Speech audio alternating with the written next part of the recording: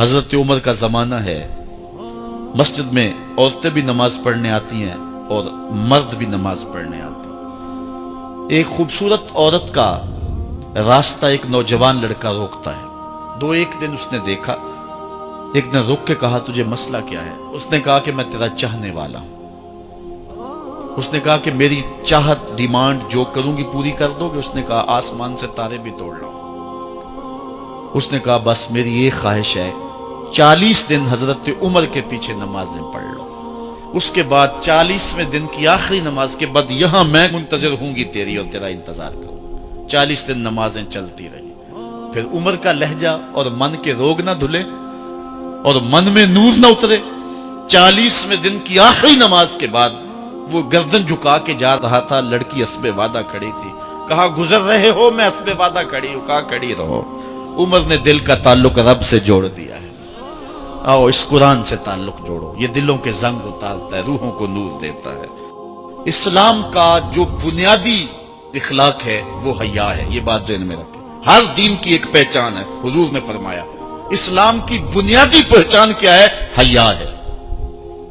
جب ہم نے اسلام کے دامن کو چھوڑ دیا ہے، یہ رسم حنا کے نام سے بدتمیزی یہ کس معاشرے سے ہم نے لی ہے؟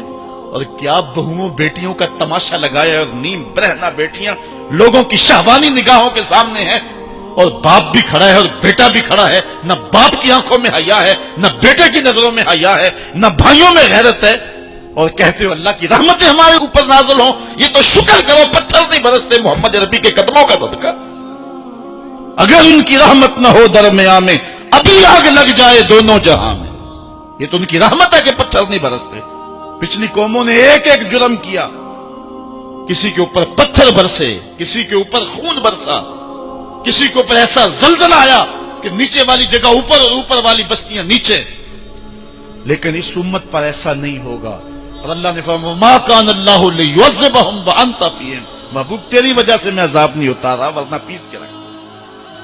سر سے لے کر پاؤں تک ہم اسلام میں آ جائیں، چھوڑیں آدھا تیتر آدھا بٹیر، جہاں جی چاہا اسلام کے دامن میں آگے اور جہاں جی چاہا ادھر چلے جائیں۔ مسجد میں بھی چندہ دیا اور ہوٹل میں بھی شراب پی، رب بھی خوش رہے شیطان بھی راضی رہے، ایسا نہیں ہوگا۔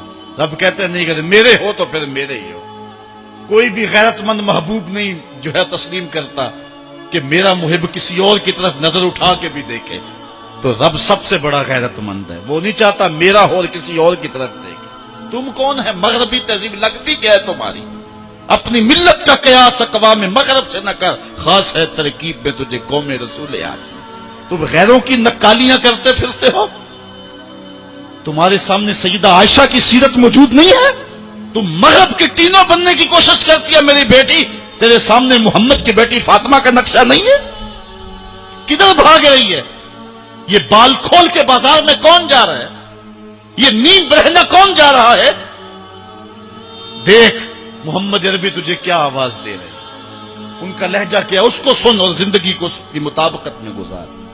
اصل ہمارے دل زنگ آلود ہو گئے، اس دنیا کے اس ماحول نے ہمیں اس طرح کر دیا ہے کہ آج ہمیں سمجھ نہیں آ رہی کہ ہم کدھر جائیں۔ اور ایک اور حدیث میں حضور نے دلوں کا اور من کا میل اتارنے کے 2 نسخے بیان کیے۔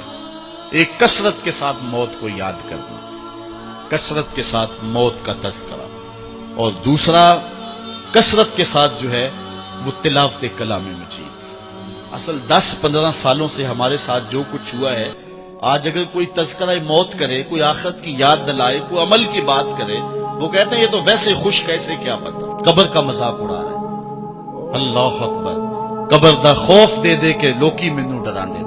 میں کہتا ہوں لوگ ہے کون ڈرانے والے؟ منکر نکیر کا پتہ آمنہ کے لال نے دیا ہے۔ فَلْيَضْحَكُوا قَلِيلًا وَلْيَبْكُوا كَثِيرًا، تمہارا رب کہتا ہے تھوڑے ہنسا کرو زیادہ رویا کرو۔ رونا دل کا میل اتارتا ہے، باطن کے اجاڑ پن کو دور کرتا ہے، من میں خشیت الہی کے پھول کھلاتا ہے۔ اور حدیث میں آتا ہے وہ آنکھ خوف خدا کی وجہ سے روئی اور ایک بال کی جڑ بھی بھیگ گئی، کل قیامت کے دن وہ بال جہنم میں نہیں جانے دے گا۔ عرض کرے گا مالک یا اسے جنت دے دے یا مجھے نکال دے، تو رب بال تو نہیں نکالے گا، اللہ تعالیٰ اس شخص کو جنت عطا فرمائے۔ لا خیر فی عین لا تبکی من خشیت اللہ. امام ابو نعیم نے لکھا حلیہ میں، اس آنکھ میں بھلائی کوئی نہیں ہے جو خوف خدا میں روتی نہیں. رونے کا مزاج بناؤ، طبیعت کے اندر نرمی پیدا کرو. اگر طبیعت سخت ہے، بعض لوگ تباً سخت ہوتے ہیں، تو روزانہ شام کے وقت قبرستان میں جا کر کے کچھ وقت گزار کے آیا کرو. اپنی طبع میں نرمی پیدا کرو، طبیعت میں سادگی پیدا کرو. اپنے زندگی کے معاملات کو زیادہ نہ پھیلاؤ کہ جو حساب دینا مشکل ہو جائے. مجھے اپنے والد گرامی کی ایک بات یاد آئی. آپ فرمایا کرتے تھے جس شخص سے پیار ہو جائے نا، اس کی آخرت کے لیے سوچا کرو کہ اس کی آخرت ٹھیک ہو جائے.